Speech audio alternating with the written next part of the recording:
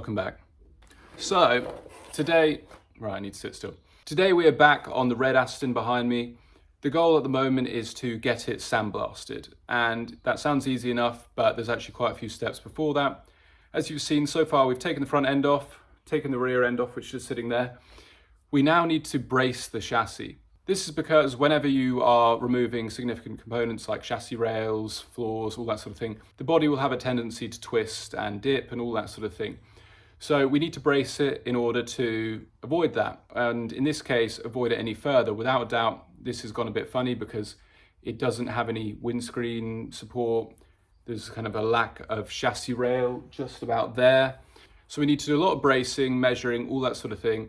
Then we can put it on a rotisserie, then we can have it sandblasted. So it's a bit of a process. Bracing car isn't that hard, but on this car, it's going to be, and I'll show you why. A typical place to brace would be between the doors. And in this case, that would be easy because they're both very solid. Then we'd also go between the wheel arches, we'd brace the roof, all that sort of thing, a bunch of areas, a cross section perhaps in the middle. As you can see, there's lots of places where we could weld to. But with the red car, we kind of lack places to weld. As you can see, we don't actually have a complete door jamb, and that side has got more than this side, and the roof is completely loose, and the chassis is bending here, so it's kind of tricky. With most cars, you'd be able just to almost cut everything exactly the same each side. Well, actually you would be able to. So, you cut the pillars out for the door and it will match the other side, and you weld everything in and everything's square. Perfect. But here, every side of the car is different. What's left, what's not left. And that puts us in a position where we need to do a lot more measuring. Luckily, we have a saving grace, which is we have a perfectly straight Aston DBS over there, which will allow me to essentially use that for references, mock things up in that car and then transfer it over to the red car. Some of you in the last video picked up this. So yes, that is the chassis flexing as I drop it down. And let me show you exactly where that is. If you look here and here, you'll see it bows out there and it bows out there. That is where the chassis is flexing, and that is because there is very limited chassis underneath. You can see that? See that? That's not a great looking chassis. But it doesn't concern me at all. It's all weldable, it's all fairly easy. This is arguably the hardest part, is making sure we get the car square before we start welding. Once everything is aligned and we know the car is square, welding is pretty straightforward. So that is today's goal. We need to get the whole car squared up, rigid as best as we can. But before we do any of that, we need to remove the fuel tank, which is full of disgusting water. We need to remove the headliner, which will allow us to brace from the roof to the floor. And I'd also like to remove the one kind of straggler exhaust, which has just been caught up and I haven't had the chance to remove it. So let's remove everything and then we can get bracing.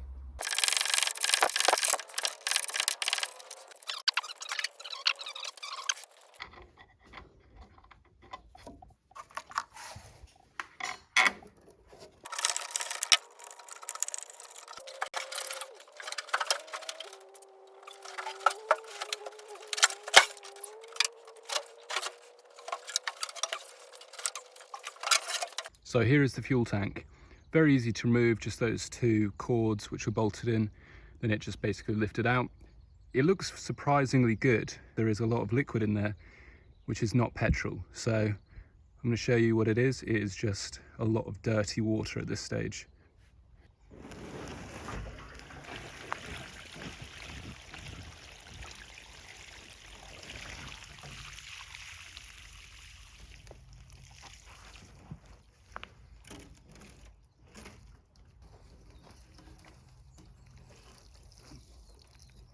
So this is what has come out of it. It's just water. I already checked that before I tipped it out. Lots of bits of rust as well. So see if we can get you in there. I mean, I thought it was going to be a bit worse, but obviously it still needs completely draining. Look at all that. Disgusting. I'm surprised after sitting outside for so long and filling up with water, it isn't leaking. It hasn't rusted through. Obviously it needs to be completely filled up again, treated, probably sent somewhere professionally for it to be redone. but it's a lot better than I thought, and it seems a lot better than it should be after, like I said, sitting outside and filling up with disgusting stuff for so long with no, I mean, there would have been a little bit of oil residue left in there from the petrol, but not much protection. But let's look at the area where the tank came from. That is where our mouse lived, I think. Quite a nice little place to cool his own. Now I'm going to remove these, which essentially direct the airflow from the vents. They're essentially just like bent in place. When I actually rebuild the car, we won't be using these anyway, so my goal is just to get them out. They're already very hacked up, so I'm going to do as little kind of tapping as possible, but we need to get it out. So let's go.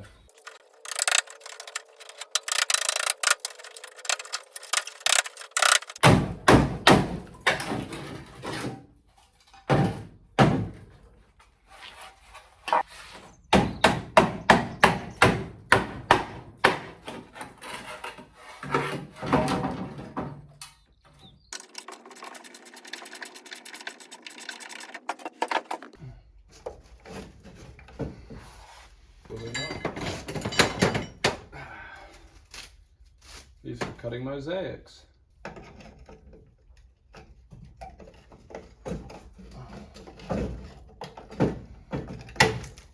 Oh, I love mosaics all of a sudden.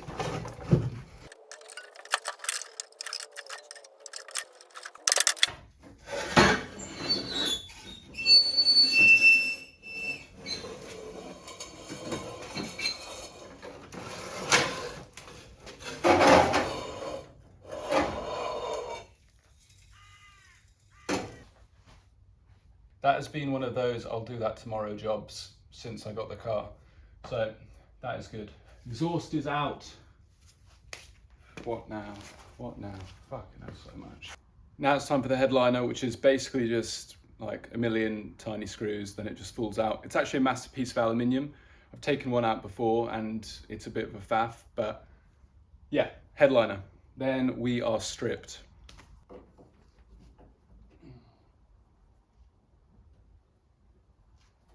Nothing is unscrewing, so I'm going to have to kind of pop them out, which is not what I wanted to do, but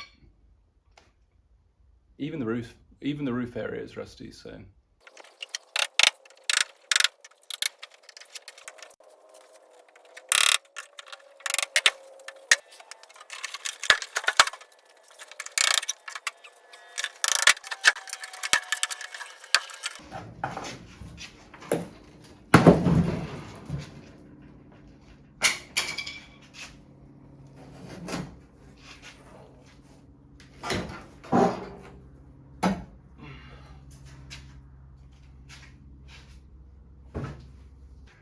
Right, now that is out and re-supported, as you can see, this is what we're left with.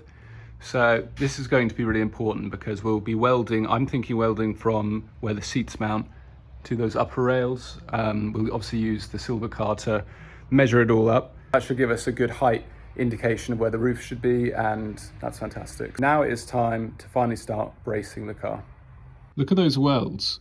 Those are not good. Someone must have been very close to their T-brake when they were doing those. It's burnt through there as well.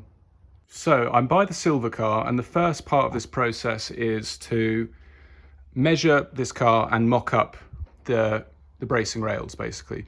My initial thought, as I've mentioned before, is putting a brace from here to the windscreen on both sides, and then that brace, those two braces, there's another brace going off them here to the front part of the chassis on both sides. So that will support the chassis, and then another small brace going off the back of these braces into probably the wheel arch, so creating this triangular structure, which is obviously very strong. Let's begin by getting the measure out and figuring out this roof height.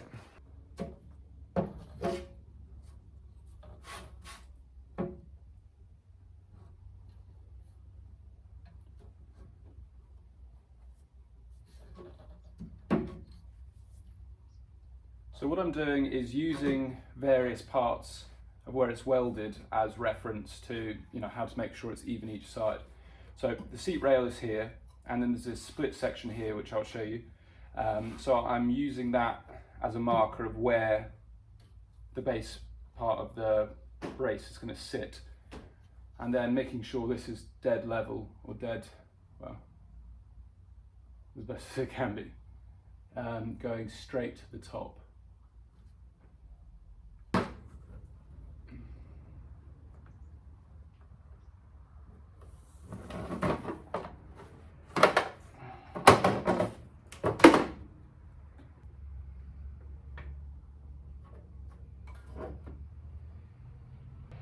So looking at 98 centimetres to the low point. 98 centimetres to the low point, okay. And then what is the difference here?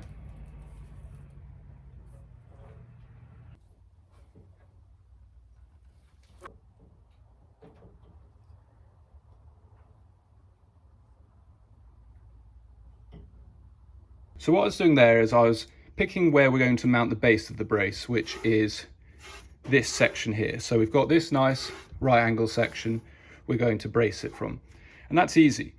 The thing which was a tiny bit harder, well, minutely harder, was we're then going up to here where this seam is, but we obviously have all this doing its thing, so we needed to measure from here down and also the difference, so we can then create it like that and then shave away bits so it has a very nice flush fit.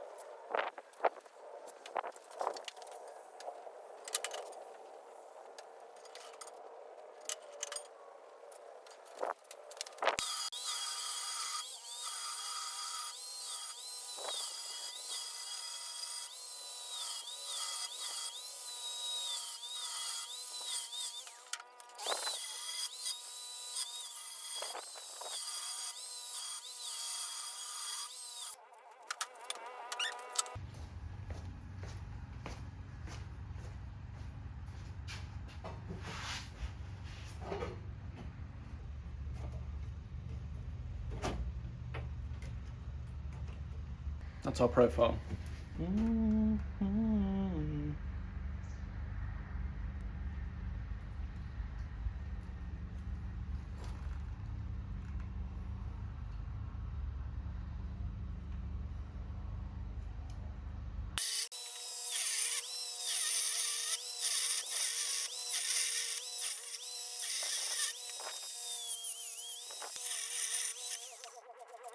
So there we have it. I did end up moving a little bit for a few reasons, which are particularly boring.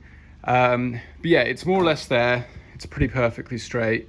I mean, tiny bit out-ish, but we're good. For the sake of this, that's good.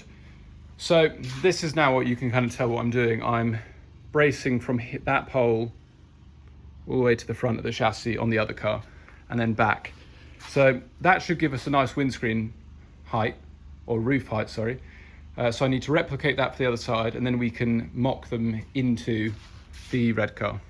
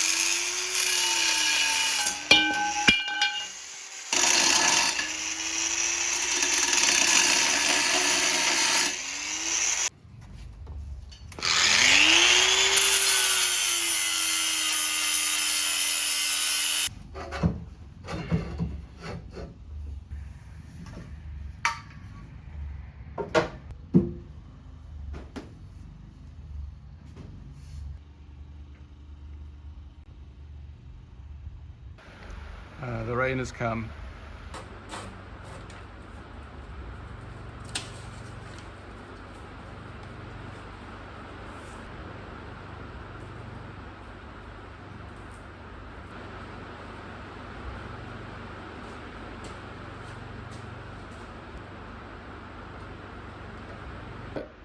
my template, which I've made, you know, even when it's level, we're so far in front of the windscreen, which is really peculiar. I was under the impression the chassis was exactly the same, but I just don't understand.